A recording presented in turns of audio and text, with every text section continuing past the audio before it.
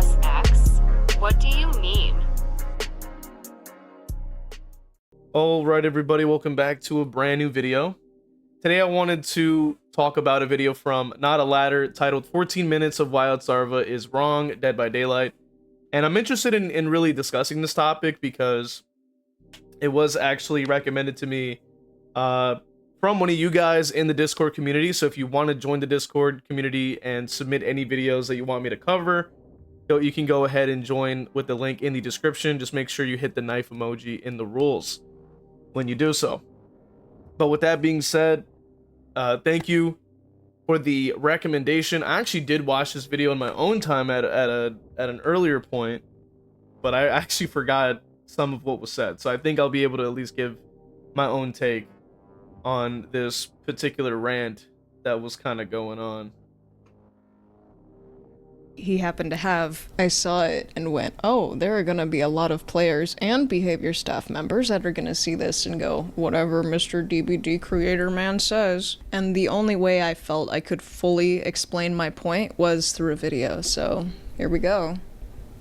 What if, instead of making map offerings send you to a specific map, we reversed them and we made it so that when you use a map offering for, say, Larry's, it just prevents you from going to Larry's. This is something I actually think could and should be in the game. When I agree with both Otz and Not a Ladder here in this point because of the fact that it would completely make the killer experience a lot more enjoyable, and it probably would make the survivor experience a lot more enjoyable because they can just actively choose to avoid certain like maps that they're probably not too favored. So, for example, if I'm playing Ghostface and I don't want to end up on a gigantic map, like usually like the McMillans are pretty massive and stuff like that, and you know I can just say, hey, let me put on the offering so I don't go there. That would be nice. Or if you're playing a particular character that is map dependent, like Ghostface, or maybe a different killer that's like ranged, you probably would bring an offering for RPD or something so that you don't actually have to deal with the hallways and have your power just being gone because you can't use it. So I think that's a good start, you know.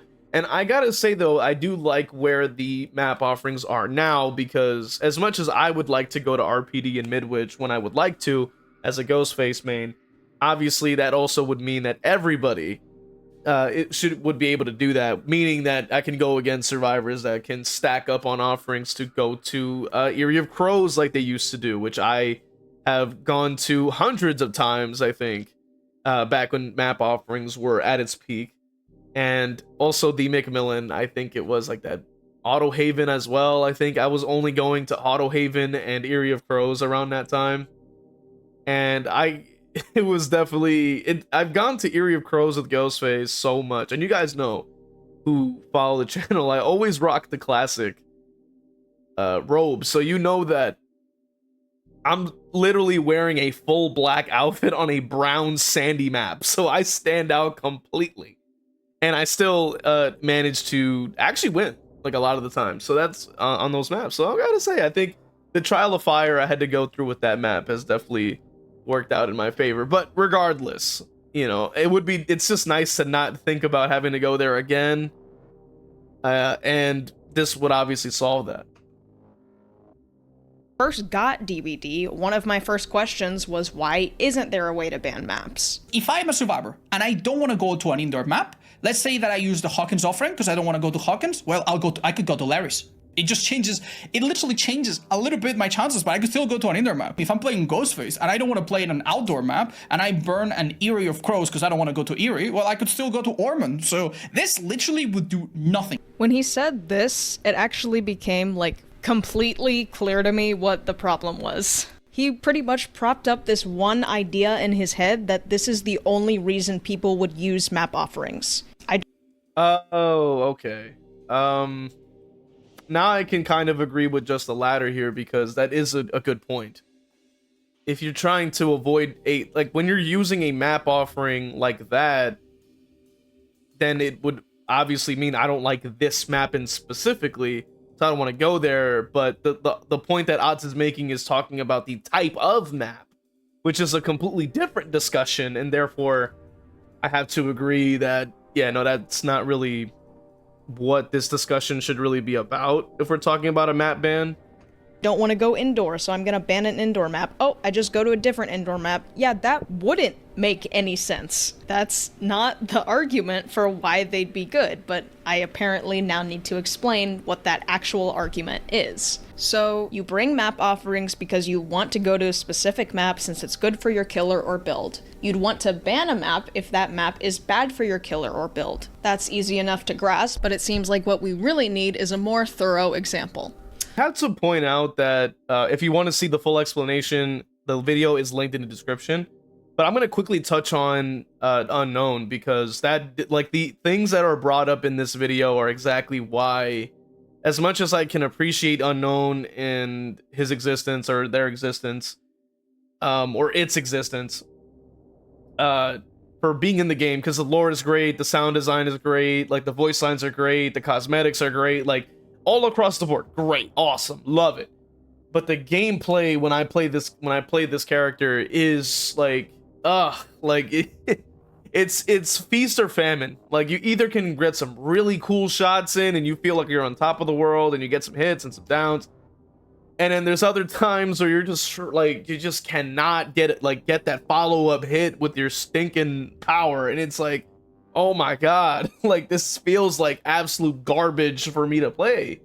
You know what I mean? Because I already play M1s like all the time. So when I pick up an M2, I'm looking to play an M2 experience. I want to be able to lean into my power and use it as my main thing. And I can't do that with Unknown because it's so M1, you know, centric, because of how the stupid revealing thing works. Now, obviously, they did actually buff up the Unknown at the time of recording, but still, it's definitely a bit of a problem. Now, I have all the respect in the world for every Unknown main to be able to kind of get through that grueling process and being able to withstand the sort of drop kicks that the game really delivers, especially when you're trying to have some fun with your characters. And yeah, like, it's definitely a fun killer for the casual experience, but as for somebody like myself having to kind of get better with it, I think I'm gonna need a little more time before I can fully embrace the Unknown into my list of mains. But with their detective outfit that dropped, I've deeply considered becoming an Unknown main just for that alone, because it's just so good. And I probably will continue to play them in the future, but I've been really getting on a kick with Ghostface lately, so I don't know why. For some reason, it's just been pretty nice to kind of grind for my stats and try to be like a top 10 or at least a top 15 Ghostface if I can. That would be really nice, but that's a whole nother discussion. Either way, Unknown, man, I appreciate Unknown, I really do, but yeah, like, it's definitely pretty painful. He thinks about Larry's. So I literally recorded and edited this part of the video the day before they finally fixed the Pyramid Head issue on Larry's, but my point still stands. There are plenty of other killer map specific issues. I just didn't feel like bothering getting the footage of the rest of those. And, like, at least for now, Pyramid Head still has this same bug on maps like RPD, so. Well, our power bugs a lot on this map, so. Yeah, this particular clip that we're going to see here, which once again, original video linked in the description, and they did obviously fix this issue. But this was my issue when I was playing Pyramid Head like months ago on stream. Like, anytime I'd see Larry's, I'm like, well, GG's. I'm just M1 head pretty much the whole damn time, and they're just gonna win automatically because I can't hit them if they pre-run. Because of the fact that this map had a lot of spots that your power just would not go through. And the biggest counter to Pyramid Head is just hold forward. So all they would do is just hold forward, and then I am fully having to M1 everyone at that point because I simply cannot use my power. And on top of that, of course, it's super pallet dense. There's 1,000 windows connected to 1,000 pallets connected to 1,000 windows again, and it's just a nightmare having to play on this map with this character, when my entire power is completely nullified. So this is another point that I have to once again agree with Not a Ladder, that this is one of the other main reasons that people are trying to not go to some specific map. So if I'm playing Pyramid Head with this patch, and if they did have that in mind, or if I was playing Ghostface, which a good map that I would want to avoid, right, would probably be Eyrie of Crows, considering it's a gigantically wide open map, and usually my cosmetics are very dark and don't match the sand colors. Or I probably wouldn't want to go to Larry's either, because there's just way too many palettes personally, even though a lot of people say that Larry's is good for Ghostface. For me personally, I don't really like it. I just think it's just way harder to get downs because you just have way too many palettes like right next to everything, so it's very hard to follow up on your marks when you get them, especially if they have sprint burst or something else. That's its own discussion. But this is another extremely valid point. We can't guarantee that our killers are even working on these damn maps because of the weird bugs that pop up. And that is an important issue that I think isn't really discussed much when talking about the map banning offering feature, if that was an idea. So in the video, it also includes like the clips if you want to see those. Because they're just not gonna fix them anyways. So instead of forcing players to play through what the devs refuse to fix, how about giving players an option to ban a map that arbitrarily counters their killer? All of that is the main reasoning for map bans. The big reason. The rest of this is still part of the argument, less important, but I will of course still include it. Let's get into the emotional reason for wanting map bans. I don't care how many times people say Midwich is a good killer map. I fucking hate Midwich. I hate Hallway Simulator. It's such a boring map. The only this is the one thing I will disagree with Just a Ladder, because I love Midwich. I love Midwich. Because not only I'm obviously multiple reasons. One, I'm a Silent Hill fan, so it automatically I'm gonna love it. Then, you know, especially because it's so faithful to the source material.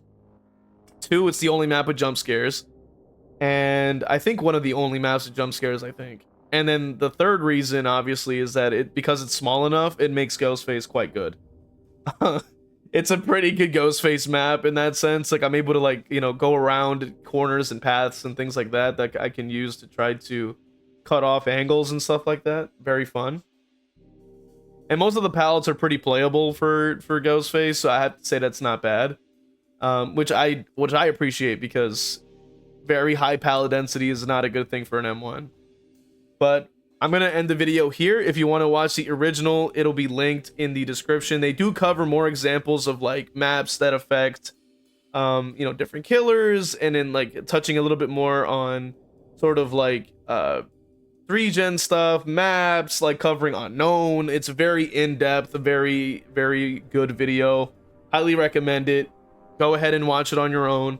But as for myself, I kind of gave my thoughts on just the general concept of it. I think Ots kind of misunderstood really what the argument for it really was about. And I got to agree with Just a Ladder on this. So, but yeah, with that being said, go ahead and check out those links in the description if you want to join the members or join the Patreon for exclusive content and stuff like that. Consider joining the Discord community if you want to recommend other videos for these for you to get reviewed and discussed. And also, if you want to just, you know, join the community for, you know, other like-minded individuals that talk about DBD and other stuff. Also, you can get your name read at the end of the video if you join one of the memberships, including Twitch. So appreciate you guys and all the support. I'll see you guys in the next one. Well, I wanted to go ahead and take some time out to thank all my members from Patreon with Pro King 101, my YouTube members, Majora Jeff, Endire, Evil Peachy YT, Zero Mocker, Christian, Hexdev, and Crow Vader, and for my Twitch subscribers, Cake is the Road, Danica 2002, Final Girl _Bunny, Acklefin, Chili Cinderace, Zero Mocker, Ginsburg, Johns 117 _ Lovely Ghost TTV, Jar TTV, Zazaboo, and Crow Vader. Just wanted to thank you guys. And if you also want to have your name read off at the end of every video. Make sure you join on one of these platforms to get one of those perks, as well as the other perks you get. So appreciate you guys. Thank you guys so much.